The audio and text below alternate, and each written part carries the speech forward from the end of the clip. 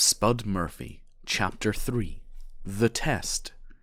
On that first day on the carpet, Marty decided that he should test Spud.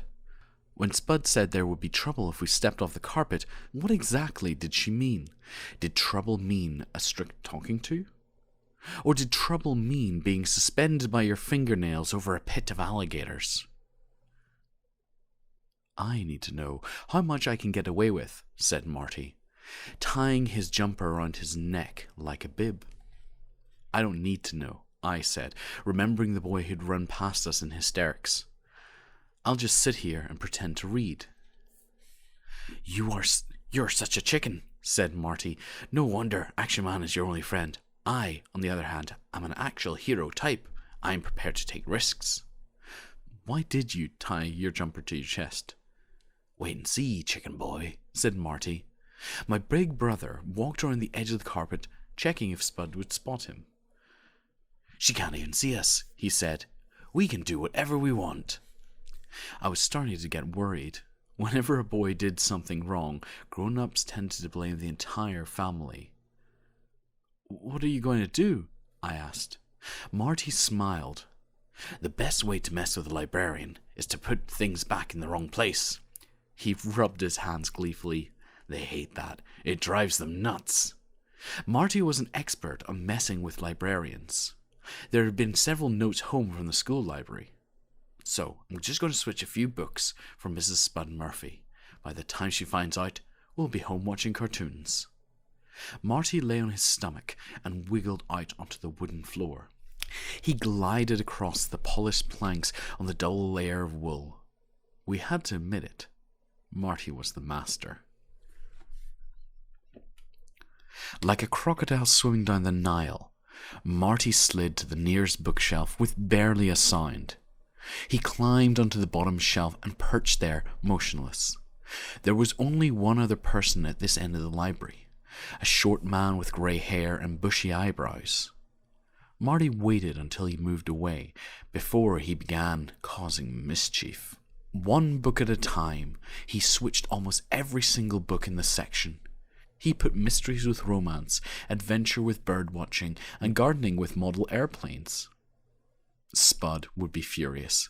To make matters worse, Marty intended swapping the reference sheets at the end of each shelf. These pages told the reader which kind of book was on that particular shelf. Marty reached up slowly and tore the sheet from the clip that held it. Suddenly, a shadow fell across my brother. It was a big, sharp shadow, and it belonged to a big, sharp person. I turned to look. It was Spud. She had appeared without a sound, like a ninja librarian. Spud stood, slippered feet apart, with her hands hovering over the book stamps on her belt. Marty hadn't seen her, and was still holding the reference page. It was too late to warn him. There was nothing I could do. Spud's left hand moved with lightning speed, grabbing the book stamp and throwing it in one smooth, precise motion. It tumbled through the air so fast that it hissed. Marty turned just in time to see the block of wood and rubber heading in his direction. It was too late to move out of the way. All Marty could do was close his eyes and squeal like a kitten. The rubber stamp snagged the reference page in Marty's hand, plucking it from his fingers and stamping itself against the shelf. The force of the throw was so strong that the page stayed there for several seconds after the stamp had fallen to the ground. 2 words were stamped on the page in purple ink. Damaged goods. I knew it, said Spud slowly. I can always tell a troublemaker. I took one look at you, Mr. Martin Woodman, and I knew you'd be off that carpet before I was back at my desk. You set me up, said Marty, surprised. That's right. I was waiting behind the shelf. The jumper trick was good, but I've tracked a lot sneakier than you in my day. Marty stood slowly. No sudden moves. I'm sorry, Mrs. Murphy. I'll never leave the carpet again.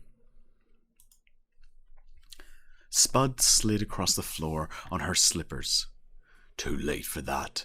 Since you're already off the carpet, you can fix the damage you've done. There are hundreds of books. I can't remember them all. Spud ran a finger along the shelf. Each book has a number.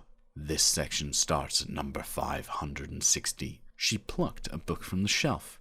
Here it is. I've started you off. You get these in order by the time your mother comes to pick you up, and maybe I won't have to tell her how you set off the fire extinguishers. Marty's mouth flapped. But I didn't. Spud put her hands on her hips. I know you didn't, and I'm sure your mother will believe that. Unless, of course, you've been in trouble before.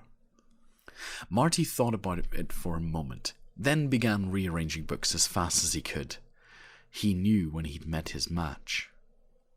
2 hours and 14 paper cuts later, Marty was finished. He sat on the carpet, sucking his fingers.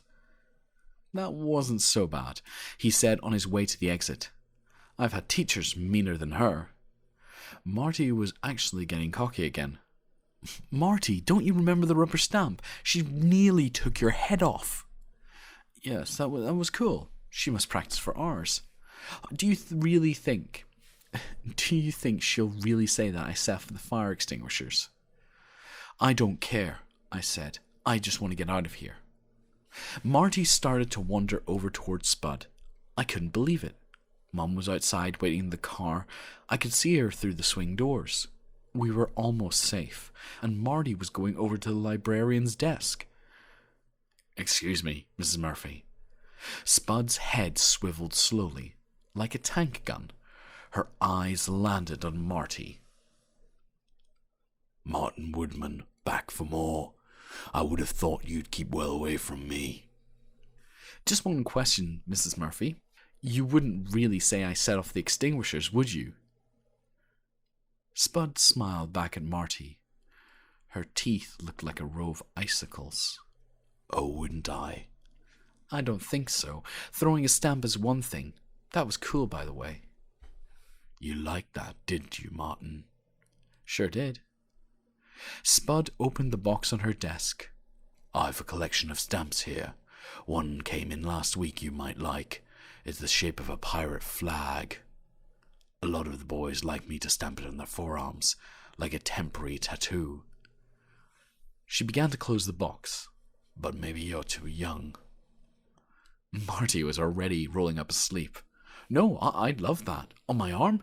Wait until the lads in the swimming pool see this. Spud selected a stamp, inking it on the blue pad.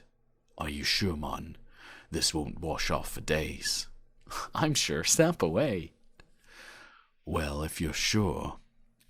Spud's smile widened. Okay then, keep still. The librarian rolled the rubber stamp across Marty's forearm, across and back 3 times. When she removed the stamp, we leaned in to examine the pirate ship. Only it wasn't the pirate ship. It was a short sentence of 3 words. The words were, I love Barbie. Oops, said Spud. Wrong stamp. Sorry about that. Marty couldn't speak. If anyone saw those words on his forearm, he'd be teased for all eternity. You boys had better hurry up, said Spud, placing the stamp back in the box. One more thing. Any more of your little games, and I get nasty. There are worse things in this desk than rubber stamps. We walked to the door. Marty held his arm in front of him as though it belonged to someone else. Spud called to him as he opened the door. Oh, Martin, she said, enjoy swimming. That was Chapter 3 of Spud Murphy by Eoin Colfer.